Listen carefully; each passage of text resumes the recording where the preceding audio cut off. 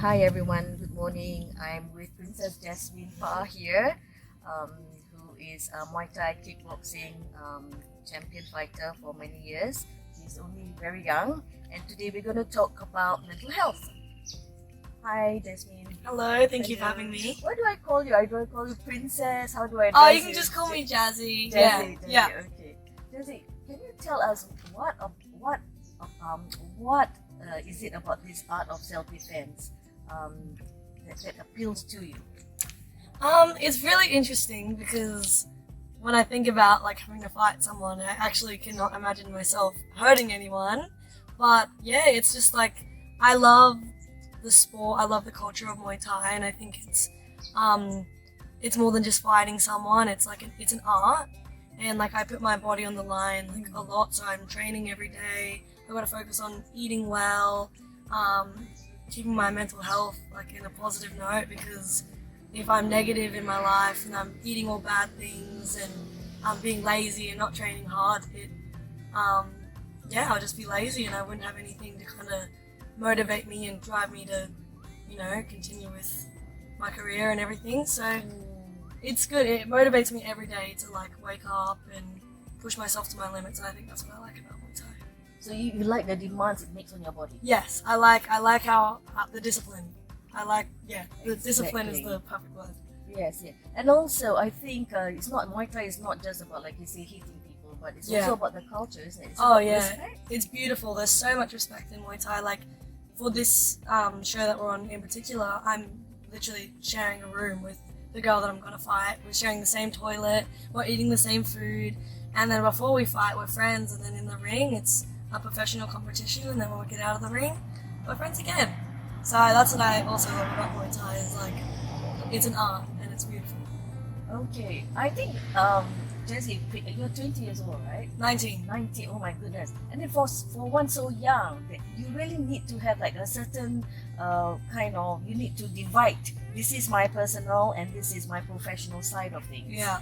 Because one minute you're sharing, like you say, sharing a room with her and sharing a bathroom, and then the next minute you're going to try and plow into her. Yeah. No, it's Wow. very crazy. And if I didn't think of it in a professional way, it could be, I could feel really, really bad and it'd make me very upset. But I know that it's a professional. She's gonna try and do the same thing to me. So Yes. it's just who wants it more when we're in the ring. Okay. So there's two sides of you. Two sides of me, for sure. Okay. So basically, the next question is, how do you mentally prepare for a match? How do you, like, I know of course the physical side of things, rest well, eat well, exercise, do the workouts, brush on the techniques, but mentally, how do you prepare for your match? I usually I have a psychologist back home, so I talk to a psychologist usually once a week. I also have a sports psychologist, so I do like normal, just general psychology. I do sports psychology. I do lots of I do yoga and visualization. So I try and like really stay on top of my mental health, because I've struggled a lot with mental health myself. I deal with a lot of anxiety and depression. So if I had Muay Thai, I'd probably be a lot worse, and I wasn't putting my energy towards such a positive thing. Right. But yeah, since like around 12 years old, like I've always kind of struggled with being depressed and a lot of anxiety. So the yoga's helped for sure. Visualization and manifestation, and I'm very spiritual. So I got like my spiritual side and then my like everyday Muay Thai life side. Wow, that's Balance. Amazing. What is the difference between, you say you speak to psychologists back home, so what is the difference between a sports psychologist and normal psychologist? So my sports psychologist talks more about just strictly my training, how I'm feeling, like my mood towards my training and towards when I'm in the ring. So we work on lots of stuff like kind of mentally preparing me for the fight. So like every night before I go to bed, one of the exercises he wants me to do is just imagine that I'm in the ring and I feel all the senses, so that when I am actually fighting, it's already familiar and all that kind of stuff. Where my psychologist will talk about, my relationships with my family and my friends and just everything, Okay. all my dramas, my long list of dramas. Okay, so your normal psychologist just make sure that you're in a good place. Yeah, basically, Yeah. because whatever that's going on, you need to fix it, Yeah. and then you can go on the ring. So when you're on the ring, it's focused because everything else is fixed, Yes. in a sense. Yeah. In a sense. Yeah, Yes. Isn't that amazing? Oh, I'm enjoying it. Okay, okay. And also, I read your resume online. Yes. Because I did some research about you, and you had a lot of wins, but you've also had some losses. Yes. Okay, so how do you deal with that? How do you process that? So losing sucks. Losing is very hard, and it is a big toll on my mental health when I do when I lose, because I sacrifice so much to fight. Like, you don't go out and party and don't go out and hang out with all your friends and everyone else is doing everything. So when you know you put your body on the line for something, it's really heartbreaking when you lose.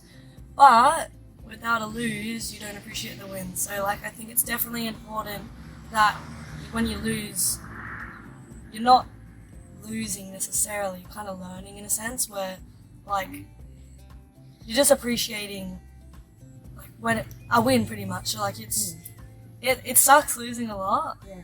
but it's like kind of like a slap of reality. It's like, okay, no, we can change this around. Yeah. You weren't doing 100%, because usually if I lose, it's because I haven't put in all of my effort.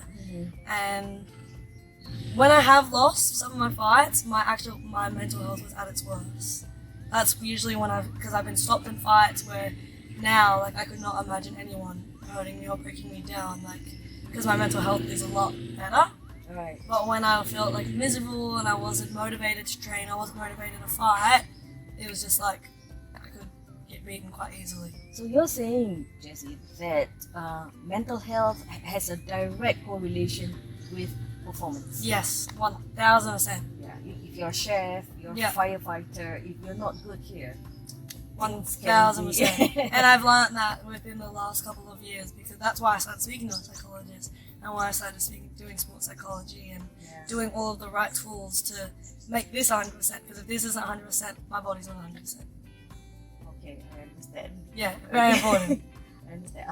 I appreciate the fact that you sacrifice so much, and then to not win is like a slap in the face. Yeah, and usually after a loss, do you have like a post-mortem?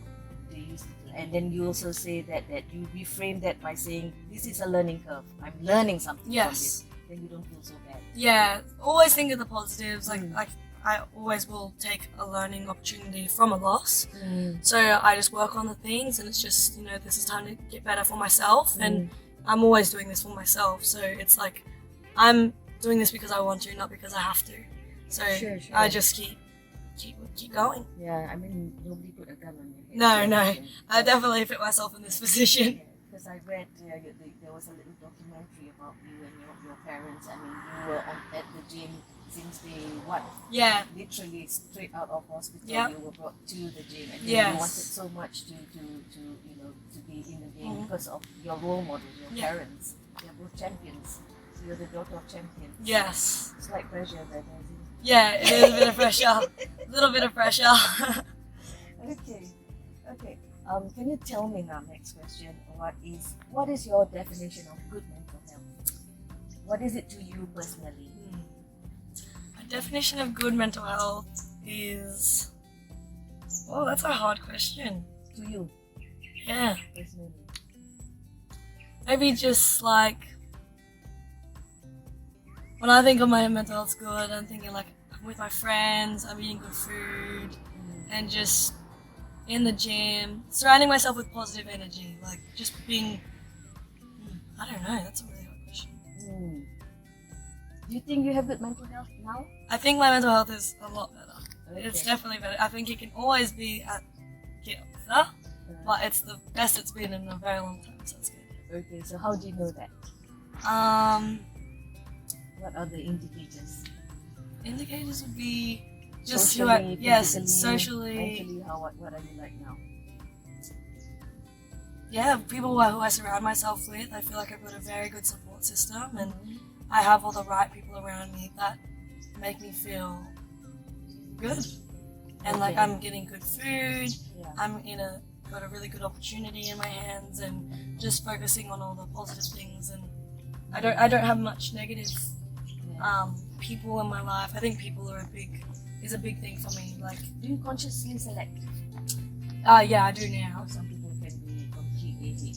Yeah, I think I feed off a lot of people's energy, and Right. I'm a very I'm an empath, and if I'm with someone that's very negative, I can definitely feel the negativity. So I try to not surround myself with people that are being negative and Yeah. not grateful for things. I love being grateful for a lot of the opportunities that I have, Yeah. and just focusing on a lot of gratitude. And I think that makes me feel happy. So